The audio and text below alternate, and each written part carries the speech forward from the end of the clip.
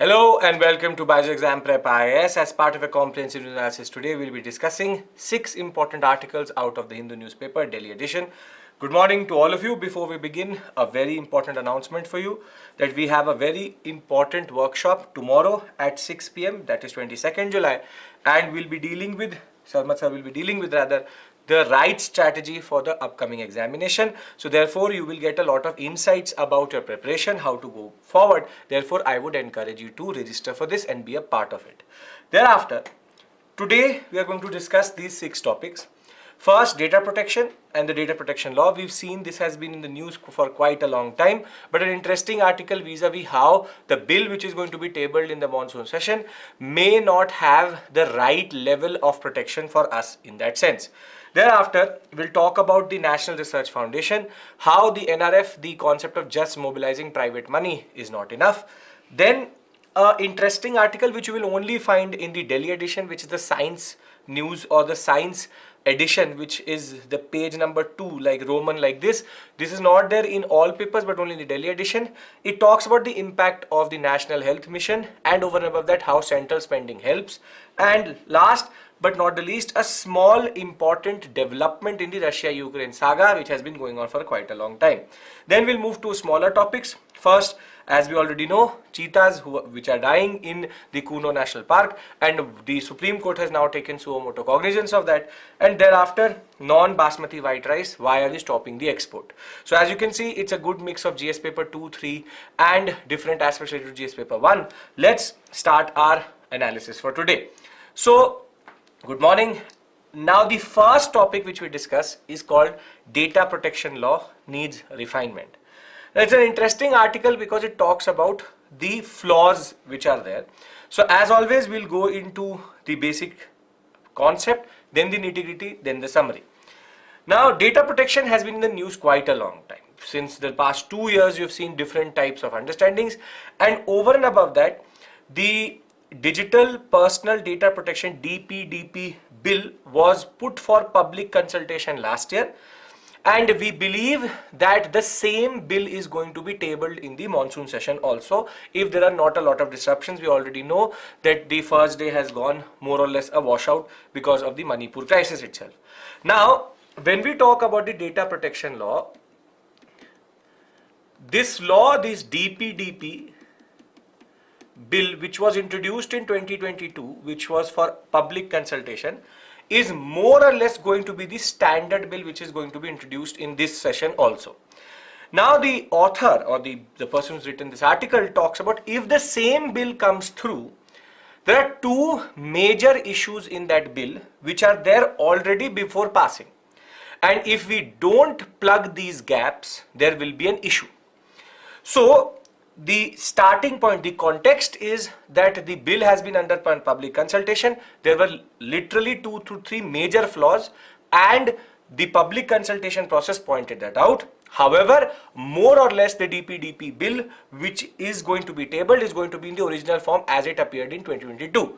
Now, what are these 2 flaws? So this gives you a problem solving or a problematic aspect of a bill. As I said, there are different type of articles. They are optimistic, some are solution giving, some are problem solving. This is the problem solving one. It is telling you the problem, how we can solve it.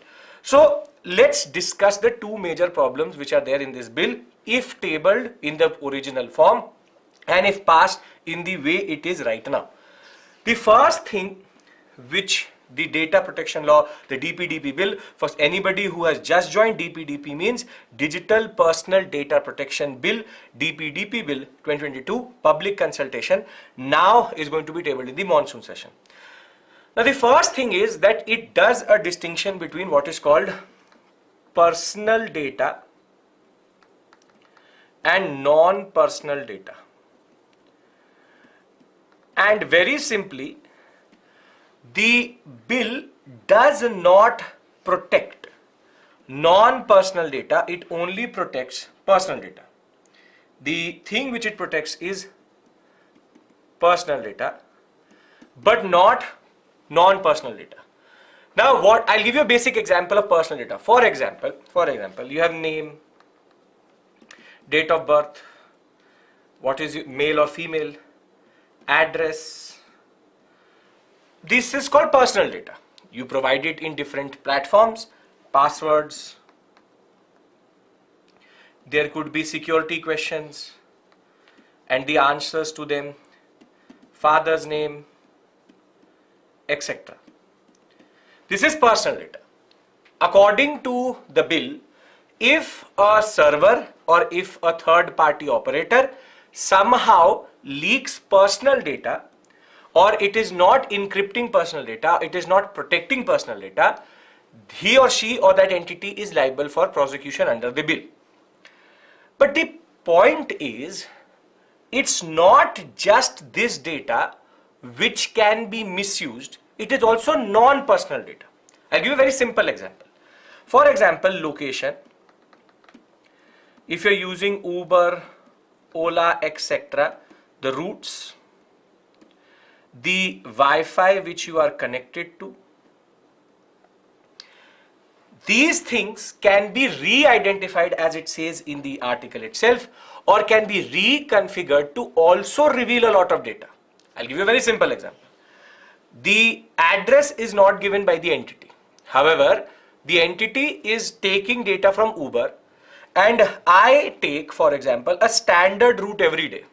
I go from my home to work, and this is a standard route which I take. Now you tell me one thing, if the basic route data is available to a third party app, for example Google does not have access to name, date of birth, sex, address, passwords for example, but it has access to location and my Uber feed, then can it tell where do I live and where do I work? Can it do that? Wherein just by looking at Ola, Uber data, will it be able to decide or tell me where do I live and where do I not live? Obviously yes, because I'm using this route every day. Now they have access to, for example, Wi-Fi data. I am always connected to a cafe in which I use a Wi-Fi. So now it knows that I'm in that cafe also. So therefore, if you look at it, location data along with basic third-party app data, along with Wi-Fi connection and any other routine activity which I do. For example, I always go on Amazon and I buy a certain product. Now if I'm buying that certain product, for example, a family which has or is expecting a child. Now it is buying a lot of things related to children or a newborn child. So the data can suggest just by looking at the Amazon search, not even search, the order history can tell the entity through the location that he or she or that family is expecting. Therefore, when you are not protecting non-personal data, all of it can come together to reveal your identity or your personal data. What I mean to say and what this article is trying to point out is that personal data is protected very good. But non-personal data, if there is no safeguard, reconfiguration, realignment and reassessment of non-personal data can also lead to privacy breach. And I think we all can agree that this is true.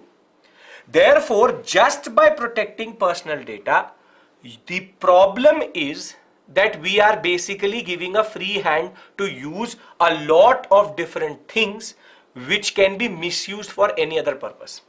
We already have this basic fear of privacy. You are talking about, for example, going to Mumbai, and the next thing which you see on the Google ads is a travel package for Mumbai. You are talking about buying a certain product and the ad itself is about that product itself. So if you look at it, there are already a lot of issues wherein Alexa, Siri or Google Assistant is already using the microphone, is picking up a lot of things. None of that is actually considered personal data, but non-personal data is also misused to actually in turn identify or create a repository which is misused. So the first issue in the data protection law, in the form it is going to be introduced, we hope not, but as per the sources, the way it is going to be introduced is, if there is no penalty in using non-personal data, the basic companies are going to misuse it for sure. So the first point is non-personal data is equally important. Can we agree to this? Then I'll talk about the second issue with regards to the bill itself. Is this okay? How does non-personal and personal make sense? Okay, very good. Now, misuse can be anything. The fact that they're giving you ads about something is misuse only. Now, the second issue which is there in this bill is the fact that the entity which is going to be created by this does not have a lot of power, which is the Data Protection Board. So let's talk about the Data Protection Board. The first issue we are totally clear about. Data Protection Board. Now what the bill envisages or thinks about is that Data Protection Board is going to be the one which is going to take any form of action. But the problem is that unlike, for example, the Competition Commission of India, unlike other bodies which are created through bills, statutory bodies in that regard, the Data Protection Board cannot take what is called suo motu cognizance. Suo motu cognizance means is that it cannot automatically take cognizance or identify issues. For example, I am a user through my phone, an app, for example, like Gmail has been sending data. Now, I don't have the expertise, I don't have the know-how to know if my data is being misused or not. However, the Data Protection Board gets to know that this is a practice which is happening over millions of phones. But the problem in this bill is that even though the Data Protection Board knows that this is something which is happening, it cannot in itself register a complaint or take Gmail or Google to the court or to the tribunal. Very simply, only when I am going to approach the Data Protection Board or the government is going to say that do it, or the Supreme Court or the judicial mechanism is going to say that now you take cognizance of Google, then only it can take action, which basically makes it like an adjudicating body. So it cannot in itself take action, which is called suo motu cognizance, wherein the Data Protection Board automatically identifies and automatically goes to the tribunal or imposes a certain amount of fine. This basically makes Data Protection Board in a way half effective. So it will not have the effectiveness of what other bodies may have. So if you look at it, the two basic flaws which have been identified in this bill are quite big in that sense.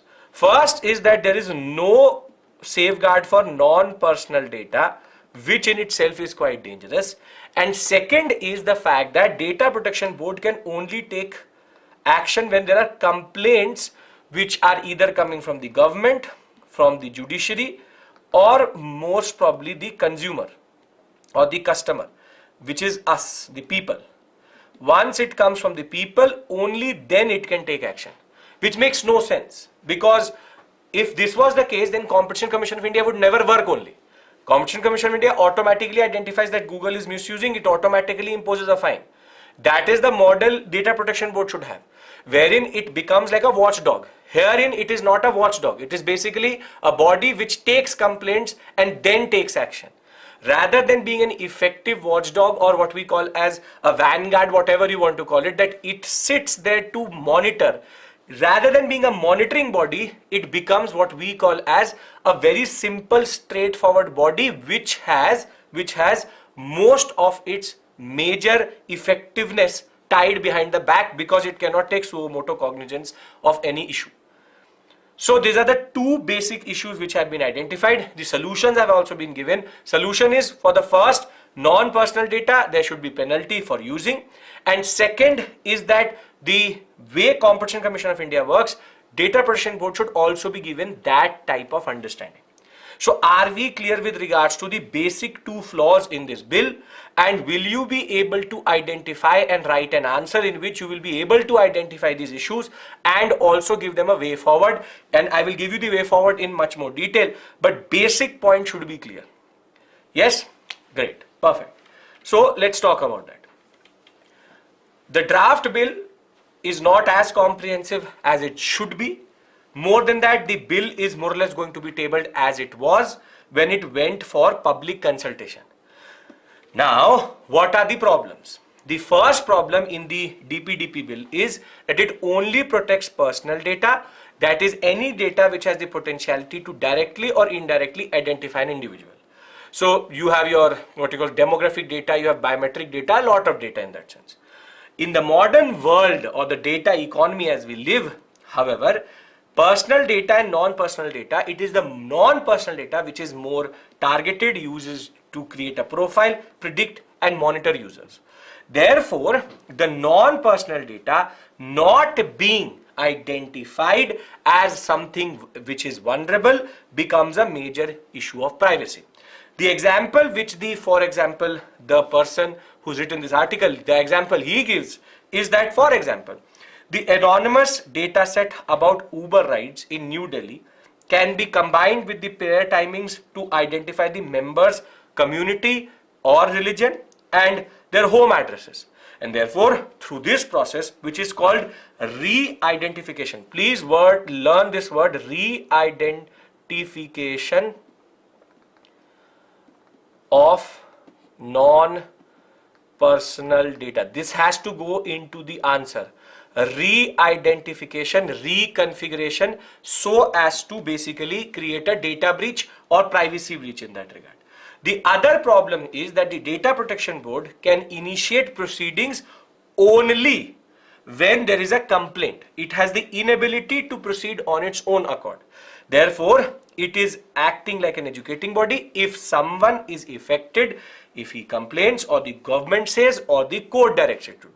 And therefore, very simply, in this world where there is so much data which is being mined out of our basic devices, there is no way that you and me can figure that out, that there is a breach or not.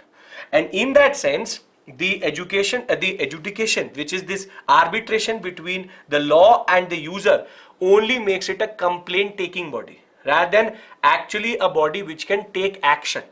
And for example, very simply, the way food delivery apps work, the way Uber, Ola works, we know there's a lot of data which is going out. We do not know itself if a user is affected or not.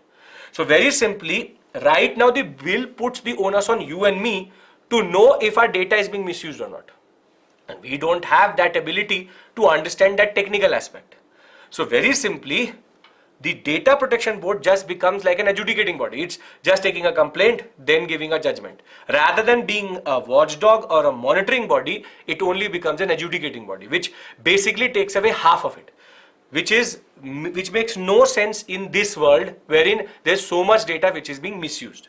So how do we move forward? This is a very important way forward for you. The first thing which it argues is that in 2018 and 2019, when the Data Protection Bill was introduced, this safeguard was there. However, in the current bill, it is not there, which is penal provision, wherein either financial penalties or penal penalties if re-identification of data is done. Second, much like the Competition Commission of India, give the Data Protection Board powers to take or initiate complaints on its own. So very simply, before we move to the second topic, let me give you a basic overview. We have understood very simply 3 to 4 basic concepts. First, the DPDP bill is going to be introduced in the monsoon session. Most probably, this is going to be the same bill which was put in 2022 for public consultation.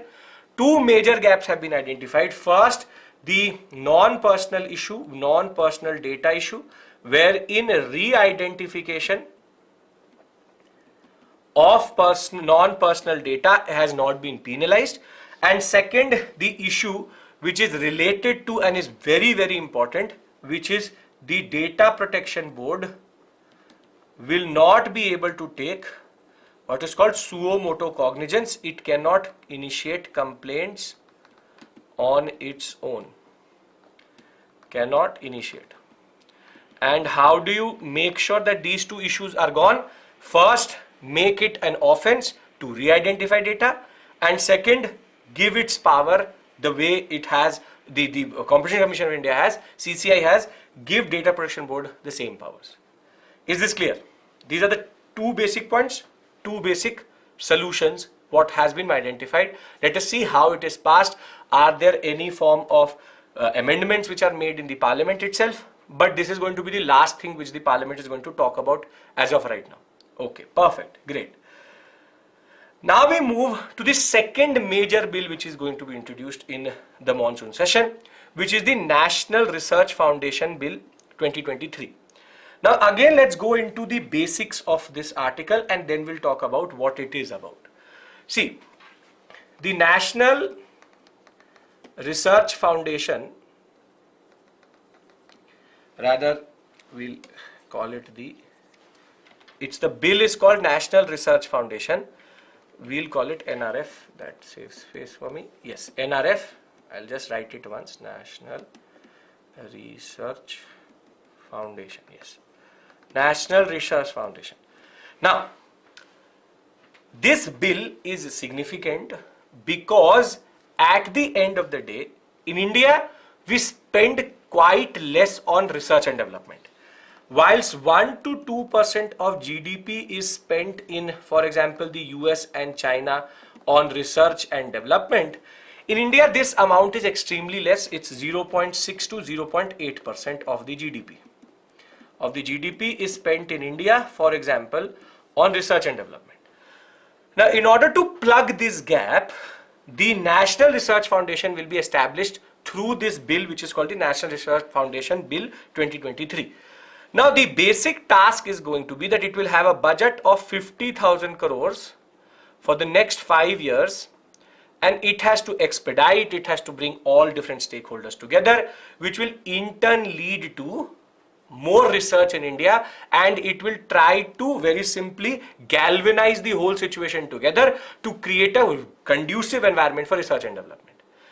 Now, when you go into the finer details, you will realize that out of this 50,000 crores which has been allocated to the National Research Foundation, 36,000 crores has been earmarked or has been said that the NRF is going to raise through the private sector.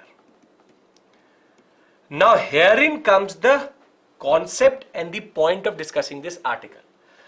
The point is that what the NRF is actually banking on is that the private sector will pay more for research and development. Now, if you go by the data which is there available across the world, 70% of all the research which is happening in the US and in China, for example, the research and development fund actually comes from the private sector. So private sector is ready to put in the money into universities and different colleges in order for research. However, in India this percentage is only 36%, which is 36% of all funds are coming from the private sector, which is a dismal, very, very low percentage when it comes to the overall picture. Now, let me just summarize the overall picture for you. So we are already spending less on research and development, and within that spending 0.6 to 0.8%, it is only the 36% which is coming through the private sector. Whilst 1 to 2% of GDP is spent in US and China, even before that 70% of the data money comes from the private sector. So very simply, the government has come to the conclusion that the most important task which the National Research Foundation should have is to expedite, is to take out more private money and spending. So this 50,000 crores is a misleading data because this is not governmental money which they are talking about.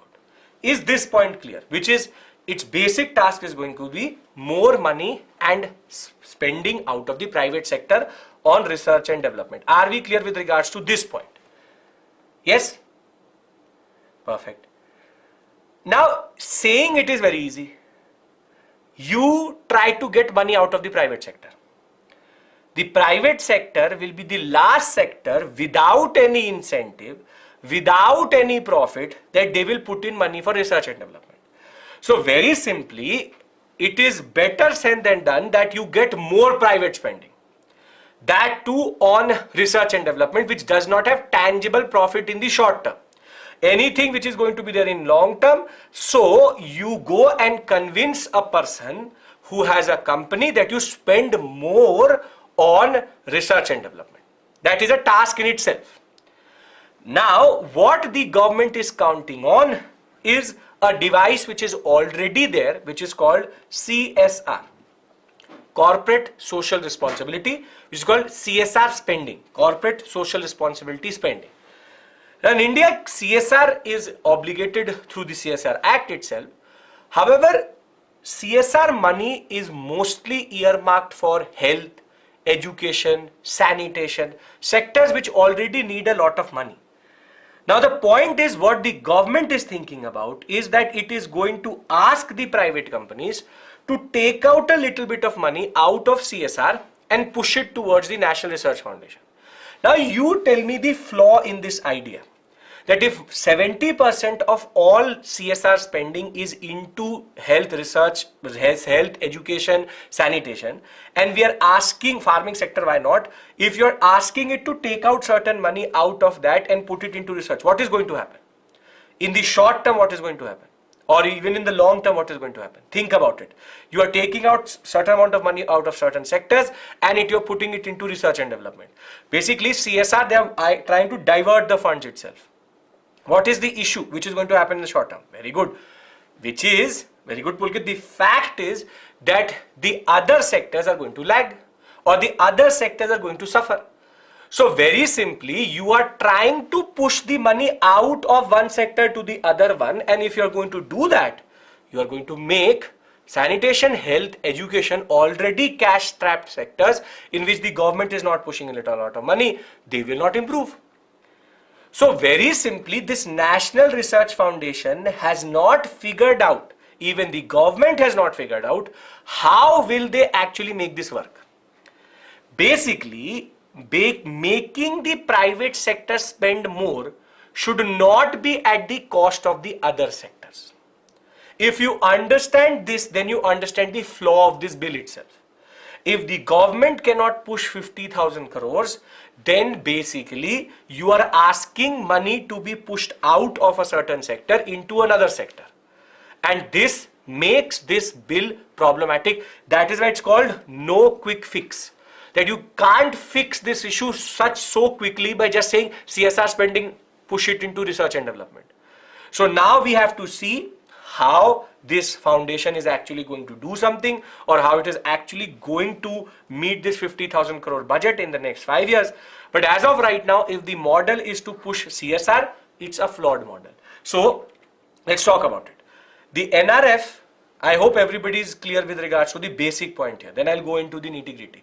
Smaller points are there. I've already given you the basic data which is there. Yes, great.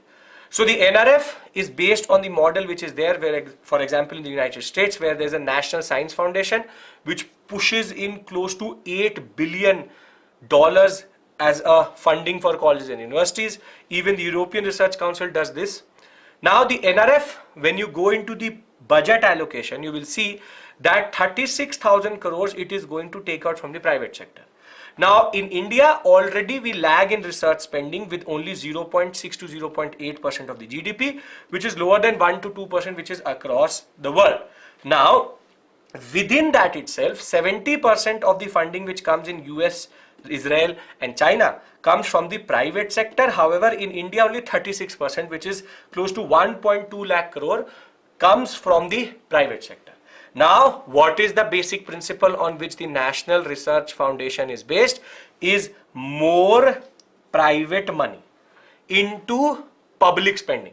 Technically an oxymoron, in which a private sector will never do something for the people, it will always do something with its own interest. So either you have to incentivize or you make this CSR thing modified, but that is in a way counterproductive. So how does the NRF actually, as of right now, thinks of how it is going to be done? Very simply, NRF thinks that it is going to ask the private companies to allocate funds within the corporate social responsibility CSR framework. Now, out of that CSR, as of right now, 70% is spent, which is close to 14,000 crores in education, healthcare and sanitation projects. Now, if these initiatives are going to not get that money, that will in turn go to the NRF through force by taxation or whatever. The simple point is, this will not create the right environment for these sectors. And as it is, you can see the CSR money is also not 36,000 crores. The point of overall is that if you take out money out of the three major sectors which need a lot of money and put it into research and development, then you are basically improving a sector by actually destroying the other one. So very simply, charity and philanthropy cannot be the answer.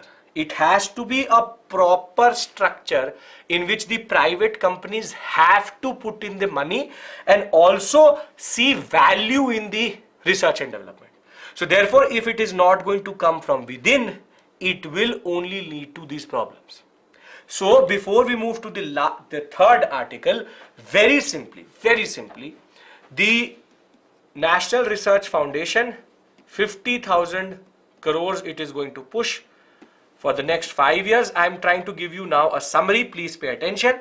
Now, the 50,000 crores, 36,000 crores has been earmarked for private spending. Now the point is, we already spend too less. Within that, only 36% is private sector. Now what we want is that CSR should be modified in such a way that R&D or research and development should get more allocation. But the paradox in this situation is that if we allocate more out of this into research and development, then education, sanitation and what we call as healthcare sector is going to suffer. Now you choose which you want to suffer more. So this is the basic point which this article is making. Clear, everybody? These are the two major articles, one related to GS paper 3, one related to GS paper 2. Important. It's just, yes, very good, diversion of funds, which makes no sense. Yes, great, perfect. Now let's move to the third article. Small, straightforward, but was in the special edition, that is I have taken it. So what the recent research which has been done in a Public Health for All journal, it has pointed out that the National Health Mission has had a positive impact on the country's spending and the healthcare sector in the past 15 years. Though it technically is obvious, but we now had tangible data. And you will see there's a problem in the data set itself. So very simply, in the last article, there's no way forward. We have to see how the structure comes through. We have identified the issue. By the time you write this examination, there would be a way forward, or we will be discussing it again. So we'll talk about the way forward. It's just about identifying the issue right now. Now, what are the basic findings which this article has given us? Out of the data set which is coming out of Tamil Nadu, Kerala, Haryana and Bihar, what the pattern it has seen, and that is the interesting one, which is central funding is only given to states if the states comply with what the center has given as directive, and the investment from states also goes into primary healthcare sector once the center state come on the same page, which is center will only push money into the states and that will go into the primary sector only when there is compliance by the states, which is in itself a problematic aspect, a separate issue altogether.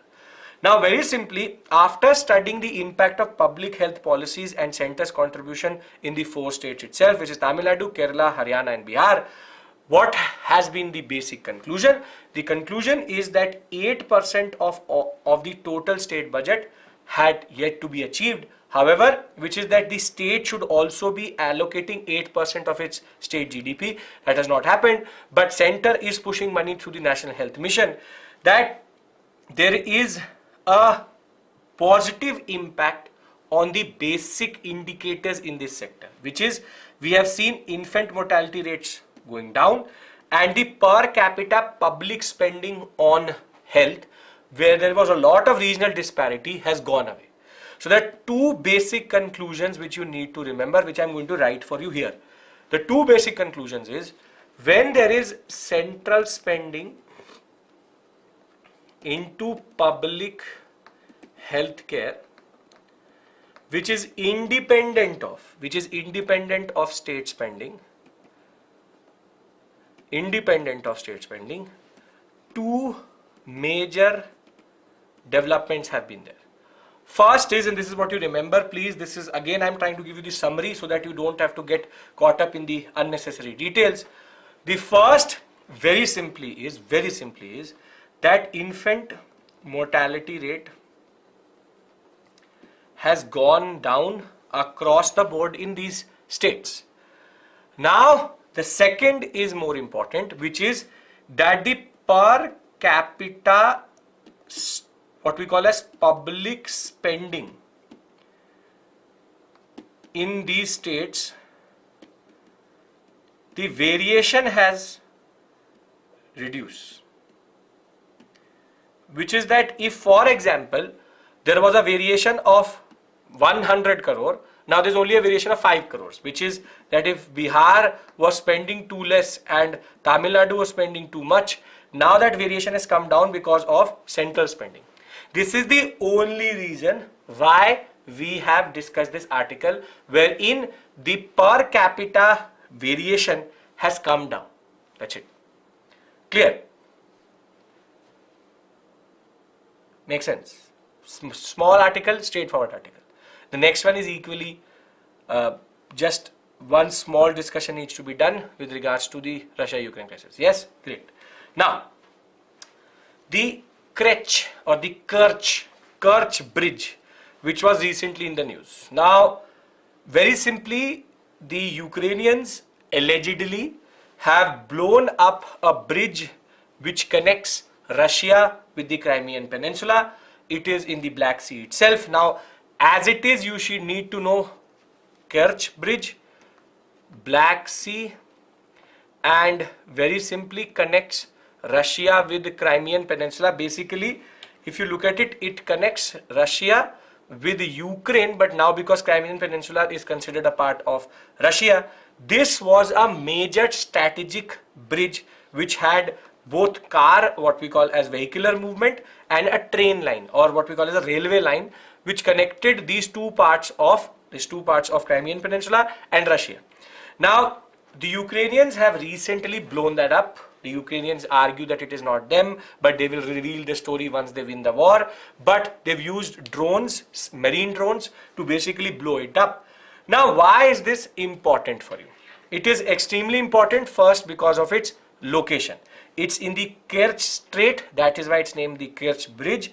Thereafter, it was inaugurated in 2018. After 2014, the Russians were able to, or Putin was able to annex Crimea. There was no direct land connection between Crimea and Russia, or there was no bridge connection. Therefore, this was a major project which Putin launched. However, now with the blowing up of this bridge, there is a strategic issue which has come up for Russia. So Russia's problems are actually increasing. But before we go into that, just remember the three basic points.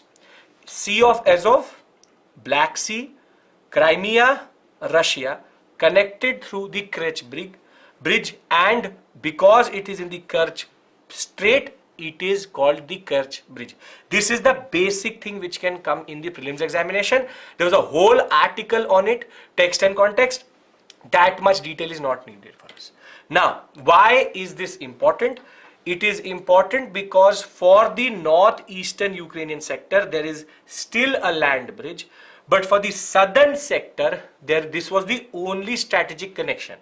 Therefore, it is now a critical logistical supply chain which the Ukrainians have hit. So it's a logistical supply link which has now been hit for the south of the Crimean Peninsula, and the for the Russians, basically it had symbolic, administrative and operational value in that sense, but now it is damaged and there's an issue for Russia to first identify who's done it, which is most probably Ukraine itself, but now repair it also, and it is now going to be a major setback to the Russian army. And the key goal was cutting off Russia from Crimea, therefore stopping the supplies which were coming from the south, which is from Crimea into the Donbass region and the areas which have recently been annexed by Russia. Now, before we go to the Prelims Bytes section, let me give you a basic overview of what we've done. The first, we discussed the data protection bill and we discussed the DPDP bill and the two issues which were there. Now please revise with me so that you don't have to watch this again or you don't have to revise again. First and second. First issue was related to the fact that non-personal data is not being protected, and second issue was that the Data Protection Board does not have the teeth, or we have executive power to take suo motu cognizance of complaints. Thereafter, we move to the second major thing, which is the second bill which is going to be introduced in the monsoon session, which is the National Research Foundation. It wants to push in 50,000 crores more into research in the next 5 years, but that is based on a wishful thinking that CSR funding will be pushed into the research area, thereby it can potentially take out money out of other important sectors. Thereafter, we've seen two small but important topics. One is the Kerch Bridge itself, how it is going to be a major and how it is a major setback to the Russians, and the fact that the infant mortality rate has gone down and the variation in per capita public spending into health has gone down by the National Health Mission. These four topics we've discussed. Any issue here? If this is clear, we'll move to the smaller two very small topics. One you already know and the other one which is export ban. Okay, perfect. So the first one is Supreme Court has now urged the center to either relocate or do something about what is happening vis-a-vis the cheetahs which have come from Namibia. Now, out of the 20 which were relocated, 8 have already died, 2 in 2 weeks. And therefore, the Supreme Court has argued that from South Africa and Namibia, the ones which we have translocated, which are in the Kuno National Park, don't make it a prestige issue that we will leave all these 20 in the Kuno National Park and let them die. If there is a better national park or wildlife sanctuary where they can survive, we should relocate them. Very simply, the Supreme Court bench has taken into the cognizance or has taken into its consideration that we need to make sure that they survive, because please don't make it a prestige issue for the national park or the wildlife sanctuary, specifically the Kuno National Park. We have to do something. We've already lost out of the 20, 40% of all the cheetahs are gone, which is not a good thing. So this is the first thing. Let's see what happens, but this and the point is, if we are investigating into the deaths, either it's renal failure or it's something natural. Therefore, the area is not conducive for the cheetahs itself. Now, this was the basic thing you need to know. Death, don't make it a prestige issue. Relocate Kuno National Park. The second one is the export ban on non-basmati white rice. Very simply, the Directorate General of Foreign Trade has argued that because inflation is hitting and there's a general price rise from 11.5% in non-basmati white rice, they have banned the export. This is a standard concept. When there is too much supply, what they do is they allow for export. Therefore, the export duty was reduced. Now, because there is the prices have started to go up, they have banned the export so that the domestic market is basically feeded by this exported, or what was going to be exported out of India, non-basmati white rice. Standard, again, something which you will see its impact in the long run. That is why it is in the Prelims Bytes section.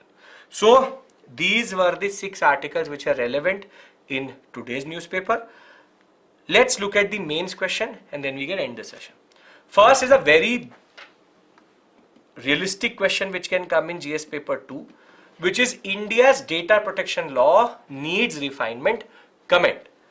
The second question is the private sector needs to contribute more in India's research journey. Analyze. This is again GS paper 2 and 3. You can expect in either. Now, if you remember, I told you yesterday the basic structure of a question is introduction, body, conclusion. Now, just to give you a basic insight, always remember that introduction is the current affairs part. Is always the current affairs part, wherein you will talk about why has this question been asked. For example, India's data protection law needs refinement. Now you need to talk about why the question has been asked. The question has been asked because the DPDP bill by the time you write this question, the DPDP bill was introduced into the parliament and it was passed by the parliament and it was passed in this form. Now in the body you have to identify the two issues. Be very specific, it's a 150 word answer. So you have to talk about the first issue, which is non-personal data reconfiguration, or what we call as re-identification, and the issue of data protection board having no power. Be very precise in writing anything, you don't have to show off. Now the conclusion is going to be very important. The conclusion is going to be how we said way forward, that the first issue can be resolved by basically putting in certain penalties for re-identification, and like the Competition Commission of India, Data Protection Board should be given suo motu powers to very simply take complaints. So the answer becomes very crisp, straightforward vis-a-vis how the question paper has asked you that question. Don't have to complicate it. Do not add things which you know but are irrelevant to this answer. Clear? Perfect. So with this, I would like to end the session. Thank you so much. I will see you very soon with the next set of topics for CNA. Thank you. Take care. Bye-bye.